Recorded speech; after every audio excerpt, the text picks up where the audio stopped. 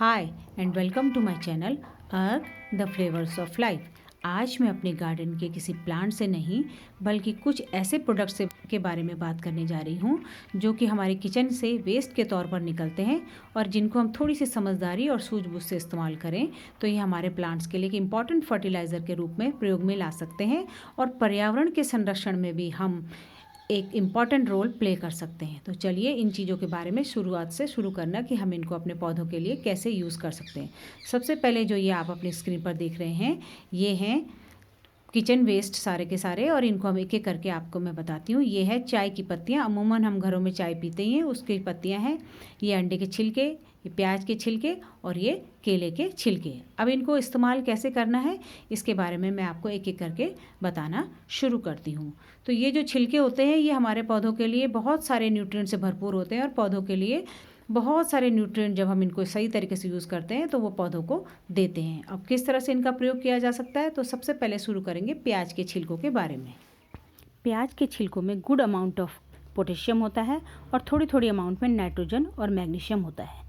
अब इसको हम 3 तरीके से यूज़ कर सकते हैं। सबसे पहले इसका लिक्विड फर्टिलाइज़र बनाकर कम से कम 8 से 10 प्याज के छिलके 2 लीटर के कंटेनर में आप 2 लीटर पानी में आप 3 से 4 दिन तक भिगा दीजिए और उसके बाद उसके पानी को स्ट्रेन करके 50% पानी और 50% छिलकों वाले पानी को मिला करके आप रेगुलर इंटरवल में, जैसे आपने एक दिन यूज़ किया उसके बाद नेक्स्ट वीक यूज़ किया, फिर नेक्स्ट वीक यूज़ किया, अपने फ्लावरिंग और फ्रूटिंग प्लांट, अगर आपके पास टमाटर मटर इस तरह के पौधे हैं या फिर मिर्च का पौधा है या फूल के पौधे हैं, उनके लिए ये बहुत अच्छा फर्टिलाइज़र होता है क्योंकि ये फ्रूटिंग और फ्लावरिंग को प्रमोट करता है। दूसरा मेथड ये है कि आप गर्मियों के मौसम में एक्सेसिव हीट से प्लांट की रूट्स को बचाने के लिए मल्चिंग कर सकते हैं, जैसे मैंने अभी की। और तीसरा मेथड प्याज के छिलकों को थोड़ा बहुत सुखा करके और फिर उसको मिक्सर ग्राइंडर में पीस लेना है और पीस के फिर उसको अच्छी तरह से सुखा करके किसी कंटेनर में स्टोर करके रख देना है ताकि जब भी हमें इसे ज़रूरत पड़े हम उसे यूज़ कर सकते हैं। ये देखिए ये सूखा हुआ है और आप जब चाहें इसको इस तरह से यूज़ कर सकते हैं।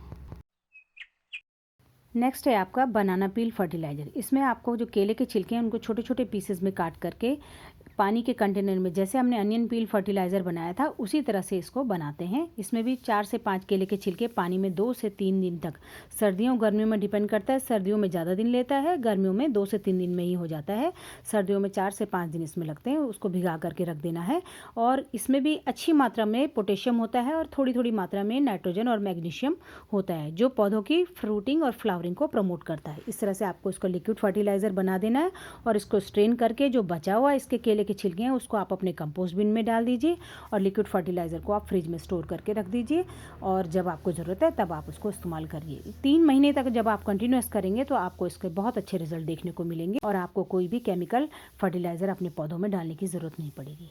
सेकंड मेथड में आप केले के छिलकों को अच्छी तरह से सुखा लीजिए और उसके बाद उसका पाउडर बना दीजिए और अपने पौधों में पाउडर बना करके जो पाउडर होता है उसको एक एक चम्मच जो है अंदाजे से, बहुत, क्योंकि ये तो केमिकल फर्टिलाइज़र तो है नहीं कि आपके पौधों को नुकसान करेगा, तो आप उसका पाउडर बनाकर एक एक चम्मच जो है रेगुलरली, ये देखिए इसका पाउडर है, चम्मच में ले करके आप पौधे की हल्की सी गुड़ाई करके उसके ऊपर डाल करके फिर उसको दबा दीजिए। धीरे धीरे फर्टिलाइज़र जो है वो रिलीज़ होगा और पौधों की ग्रोथ जो है वो अच्छी होगी, उसमें फ्रूटिंग और फ्लावरिंग अच्छी तरह से होगी। तो ये नेचुरल फर्टिलाइज़र का काम हमारे पौधों के लिए करते हैं।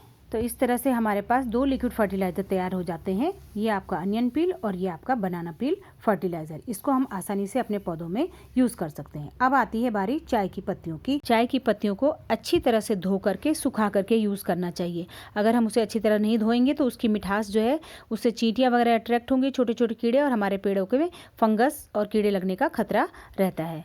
तो चाय की पत्तियों में जो है वो टैनिक एसिड, कार्बन, एनपीके अच्छी मात्रा में होता है जो स्ट्रॉन्ग रूट सिस्टम को ग्रोथ करने में प्रमोट करता है और फ्लावरिंग और फ्रूटिंग प्लांट के लिए भी ये बहुत इफेक्टिव होता है। चाय की पत्तियाँ हम बिगोनिया, फर्न, लिली और रोजेज़ में भी यूज़ कर सकते हैं। रोज़ प्लांट जैसे हैवी फीडर प्लांट होता है तो हम इसके गमले में इसकी हल्की सी गुड़ाई करके इसका छिड़काव हर 10 दिन में रेगुलर इंटरवल पे 10 दिन लगभग में यूज़ कर सकते हैं ताकि इसमें जो है नई नई कलियाँ फूटे और हमारे जो फ्लावर का जो साइज़ है वो भी अच्छा निकल करके आए, इसलिए हम इसको यूज़ कर सकते हैं। और जब हम गुलाब की मिट्टी बनाते हैं तब भी हम इसको थोड़े से पोर्शन में यूज़ कर सकते हैं, डाल के मिक्स करके मिट्टी के साथ भी हम इस पत्तियों को यूज़ कर सकते हैं। अब बात करते हैं अंडे के छिलकों की।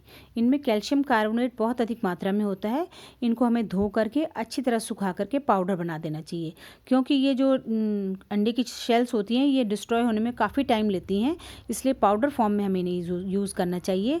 और बरसात के टाइम पे ये एंटी स्लग और एंटी स्नेल का काम भी करती है। हमारे गार्डन में स्लग्स और स्नेल नहीं आती हैं। ये कैक्टस और सकुलेंट के लिए भी अच्छा फर्टिलाइज़र का काम करती हैं।